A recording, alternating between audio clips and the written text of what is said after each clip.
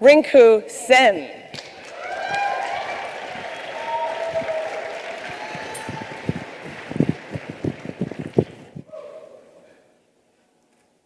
When I was a little girl in India, preparing with my family to move to the United States, one of my teachers told me that the next time she saw me, I would be an American. As excited as I was by that prospect, it turned out to be a lot harder to fit myself into my new country than I might have hoped. I watched hours and hours of TV every day trying to figure out how to be American. I'd think that I was doing okay, but then something would happen, like the time that all of the white girls who were supposed to come to my 13th birthday party didn't show up. I tried not to see color, I know, right? I tried not to see color, but I was always really aware of my own and felt so strange every time my friends told me that they didn't see me as Indian, I was just like them. In college, I discovered racial justice organizing. I went to my first rally under some duress. I had been taught that changing the rules around race had nothing to do with me. But something miraculous happened at that rally. For the first time in the 12 years since my family immigrated, I actually felt a real sense of belonging. That's when I understood that being an American wasn't about looking like Marsha Brady, it was about working with the people around you to build the most inclusive, most compassionate, most effective community possible.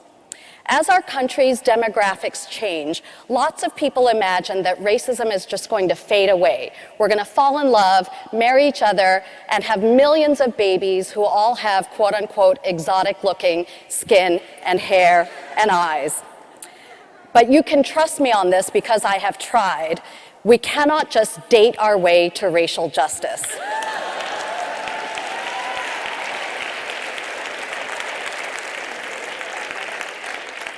What we can do is organize our way there. There are three things that I've learned over the last 30 years about how to build multiracial communities and organizations. Thing number one that's most important, it all starts with real and complete self-acceptance, clear-eyed self-acceptance.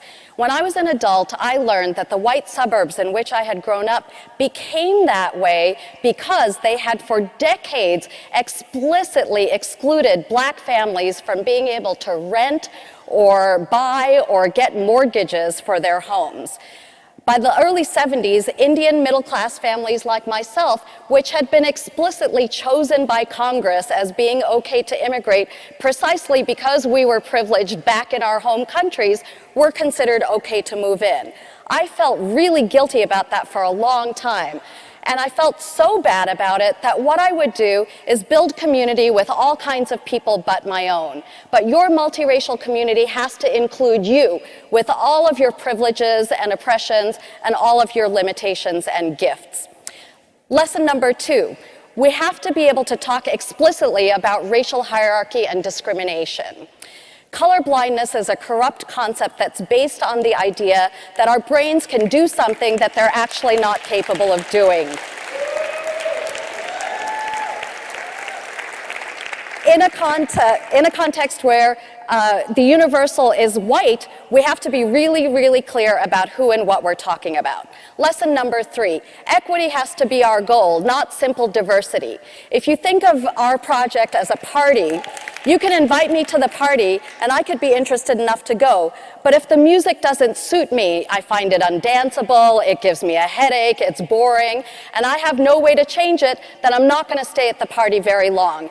In a political context, this plays out as people of color are invited to the meeting and they come, but nobody listens to a word they say.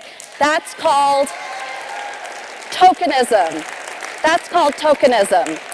In an equity framework, we can acknowledge that all the good things that are at the center of our society, the great education, the safe housing, the excellent health care, all of our communities have contributed to those good things and deserve to have access to those good things. In an equity framework, we don't actually craft a strategy until all the communities we're concerned about have had a chance to help shape it. We don't set the playlist for the party without asking people what they want to listen to. Working in multiracial communities is a really beautiful thing. It has many excellent rewards. You get to laugh at everybody's jokes and eat a much greater variety of excellent food. And most of all, you get to help unleash the innate power and potential that is present in every single human being. That's not just our job as progressives, it's also the key to a really great life. Thank you so much.